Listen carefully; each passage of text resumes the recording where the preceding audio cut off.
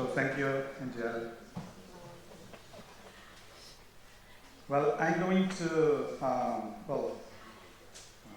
this one, I think it is. Yeah. Okay. So, 3 years ago, it was July, 3 years ago, we were told from Europe that our project NICCoLLa was approved. And the very same day, my mother has a terrible brain stroke. So if I were not already motivated about the role of technology in the social and healthcare sector, I started to discover even more how important technology is and the role that technology can have in helping patients, caregivers, relatives, and professionals. During 2 years, I discovered that even being involved in this field, I was able to solve many problems that were using Alexa, Wi-Fi cameras. My mother was in the bed. She was able to say, just call Jordi, and I was able to speak to her. But I discovered new problems I was not able to imagine, For example, although we had a very good caregiver, sometimes she doesn't want to eat or to take the medicines. And it was just enough to have an Alexa with a screen or something like that, or a mobile phone, and to see my face or the face of my siblings in order to tell her, Mother, please eat, okay? Because even when you have someone with very good professionals, okay, somehow familiar faces, of course, are very important. So I started to discover that technology is going to be totally necessary. And if you take into account what is the evolution of the population in Europe, even having very future great professionals in the field, we are going to have a very important lack of people. And I also, my father was alive also in a very difficult situation, and I discovered that dignity, okay, this feeling we have where somehow they were realizing that they were disturbing their children too much, okay, the dignity of not telling problems or not. So I discovered that to use technology in order to make them independent was also very important for their dignity, okay? So, we, as a matter of fact, we started working with these technologies a long time ago. And we are focused on interactive technologies here in our campus and artificial intelligence. So this has been our main role here in this project, okay?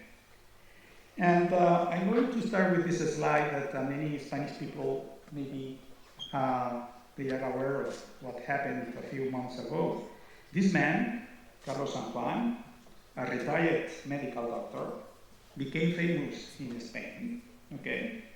Because he was able to collect 600,000 signatures and to go to our parliament and say, we have problems in order to work with bank applications, for example.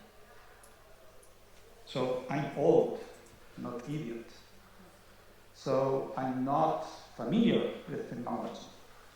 So the problem we have sometimes is not that technology is not helping people, but being an obstacle, okay? Which is much more terrible, okay? So digitalization can give us a lot, of course, and this is what we have to do, okay? But it is being sometimes a barrier, and many times this is what is happening. By the way, this woman does not exist. It was generated using artificial intelligence. Okay? So I'm now generating the pictures and the slides using artificial intelligence. Okay, so I have just to describe what picture I want, to the fun. So as you can see here, for example, this is just an example, okay, with the elderly people, okay? Just an example. Here in Spain, 30% of people older than 65 cannot solve many daily activities. They are now digitalized. So instead of using technology to help people, sometimes what we are doing just the opposite thing. Okay. Wow. So technologies, we are very familiar with them because we work with them, such as multimodal interaction, augmented reality, and of course, the revolution we are living right now with artificial intelligence. Okay, they are changing many things. We have now a collection of tools we have never had before, and with these tools, believe me, we can do incredible things. Our students have experienced this thing, okay? What kind of things we can do in these 3 years, where we have had 3 intensive study programs with the students. So I'm not expecting you to understand what you have here, okay? But these are 3 of the main neural network architectures we are using right now in order to solve many problems. 10 years ago, it was really challenging, very difficult, to make a computer to understand an image, to understand the environment, to take a picture of something and to explain what's in the picture. To do things a 3-year-old child is able to do, perception, okay, was really, really very challenging. But you cannot imagine how the things have changed during these last 10 years. Okay? So using this, that of course you don't understand, but one of them is the transformer, is one of the most, the latest architectures in neural networks we are using right now for solving many problems. But you cannot imagine what we can do now. And even, believe me, I cannot imagine what we are going to be able to do in just 1 or 2 years, okay? Because just during this summer, okay, for example, if you are familiar with DALL-E, stable diffusion models, well, the technology I have used in order to generate this photo, okay, from being something 2 years ago, it was almost impossible, and now you can install it and to use it in your own computer. So perception problems can help to many people, professionals, caregivers. So almost in any area, okay, we can find right now new possibilities we were not able to create just 10 years ago, okay. So things are going to change, and technology cannot be a barrier. Technology must be the solution and will be the solution. But as Angel has told you, it is going to be necessary to work together, okay? Because we are not aware of some of the problems you have in social and healthcare, and we need help. So you're familiar with these kinds of devices, of course, and believe me, the things that are going to happen in the next years are going to surprise, okay? Because now you're familiar with this kind of technology, but very soon you're going to have real-time avatars speaking to you. And this could be, I don't know, very important, for example, in order to have a familiar face telling you what to do if you have Alzheimer's, for example. No? It's not the same to have the face of someone you don't know than the face of one of the relatives or the caregiver, and to be able to use this image and to make this avatar speak in natural language, answering whatever the patient needs, And eventually, of course, contacting to the real people when we detect something is wrong. For example, for sentiment analysis, or there are so many possibilities. We can detect so many things right now that can help people working not only in healthcare sector but in social sector, in order to be sure that everything is okay. Okay, so it's very important what is happening. And the problem that we have sometimes is that when we create technology, we think about normal people, okay, normal people, okay. I was telling my colleagues and students, I want to be a user of this because I want to live at least 100 years. So when we create products, we never think about people with special needs. Okay? This is the mistake we do many times when we work in technology. So these are some examples on, in this case, using Nintendo hardware or using the Kinect hardware from Microsoft or other devices that were designed for gaming. Well, very good examples of how easy it is to use them in order to help people. So we have the people who, this is my case, who work in ICT, we have to take into account that we can help easily many people, but just thinking about this, okay, the needs. Just a camera, okay, for me was a before and after in order to take care of my mother and to see my mother at any time and to interact with her, to see that everything was all right, okay? So at home, and our students, they came up with very interesting ideas, okay? At home, we can do many things in order to improve the quality and the degree of independence of someone, okay? And we can also provide tools that the caregivers or professionals can monitor or can see the evolution of someone to receive warnings when in front of an anomaly or something like that, okay? So this is going to be very interesting. We were, for example, in one of the examples, what happens if your father that is living alone, instead of going to the bathroom 4 times a day, as he usually do, he visits 10 times, 15 times the bathroom, okay? You know that sometimes old people, they don't realize that something is going wrong, that it is so easy to detect that and to send a warning, you see? So it's so easy sometimes to provide solutions. And in the living labs, the living labs are a very good idea. We were visiting the one they have in Avance. You are going to see more information. In Lahti, they have another one.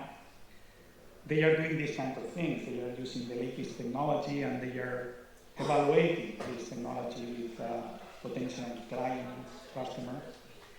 So you are going to see very soon this kind of robots, okay, that are going to, in a very funny way, okay, to help many people, social robots.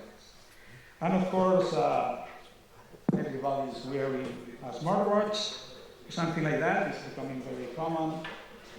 So the possibilities we are going to have with that are going to be incredible, okay, and not only just controlling our health, it is of course very important, but also some changes in your behavior pattern, for example, okay?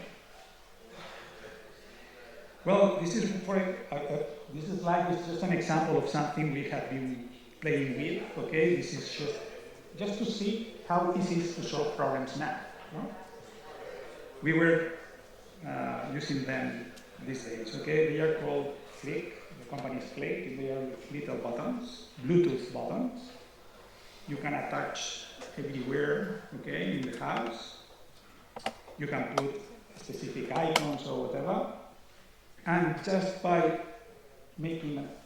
pressing them once or twice, you can trigger any kind of action. You can switch on lights, you can do whatever you want, or you can send a WhatsApp to your son, or you can just warn that something is missing, or whatever action can be triggered just by pressing a button. Okay? So our students, they were able to explore many possibilities in co-creation. This is the important thing. Technological people, but also, of course, the future professionals that are going to be working with final clients and patients. Particularly, we are working in the integration of artificial intelligence into augmented reality, and we are working quite a lot in this area, and believe me, this is going to change many things. Of course, as usual, the very first applications are going to be for geeks, okay, for these freaky people we say in Spain, no? But because this is the main target normally, but of course this is going to be a before and after for many people.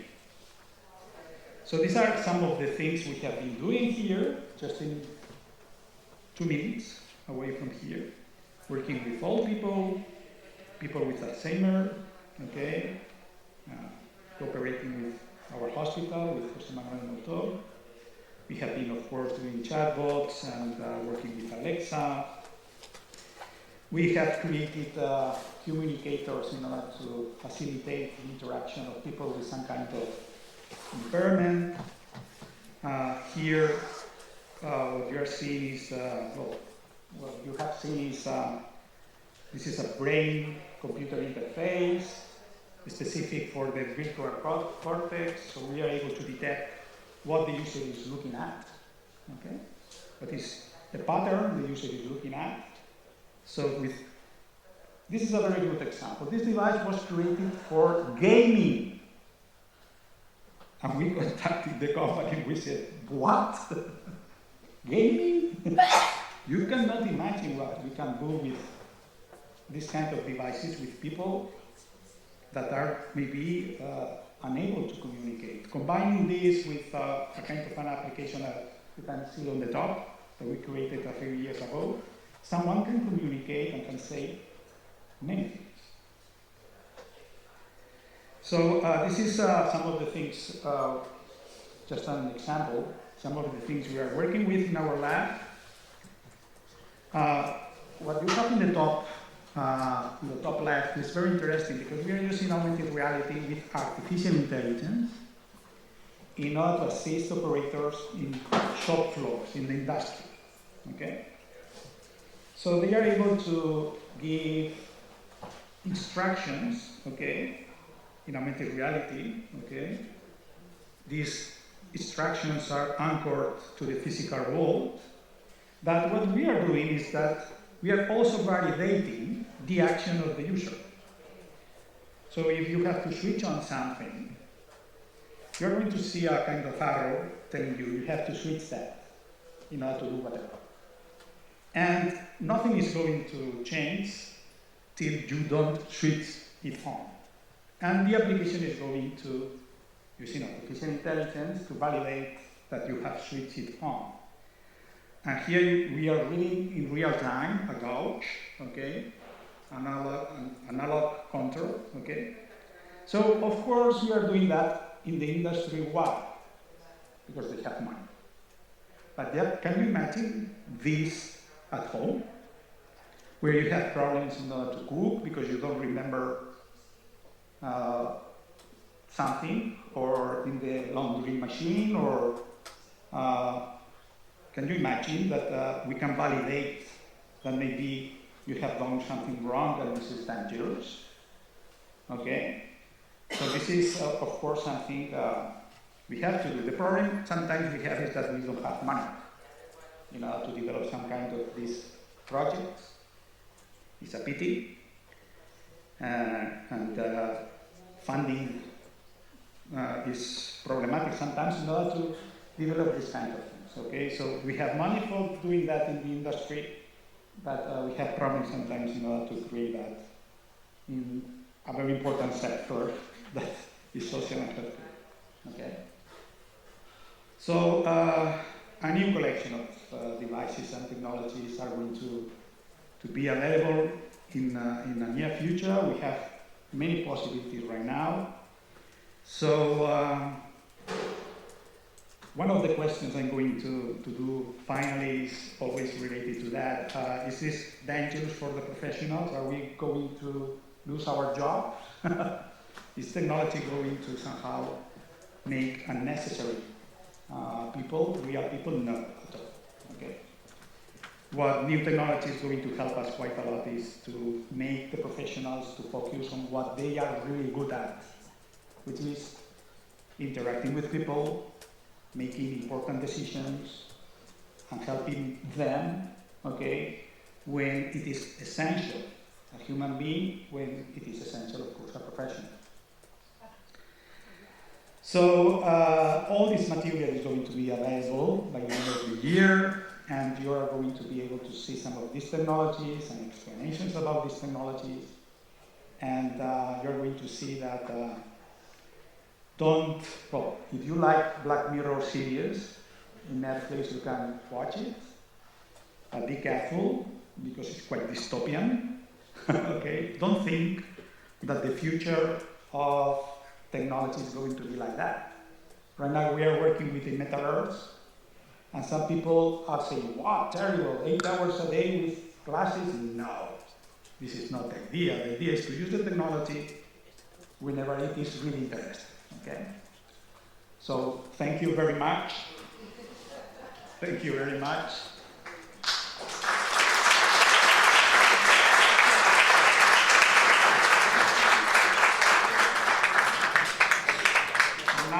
Now, following our timetable, I would like to invite Jay. He's Canadian.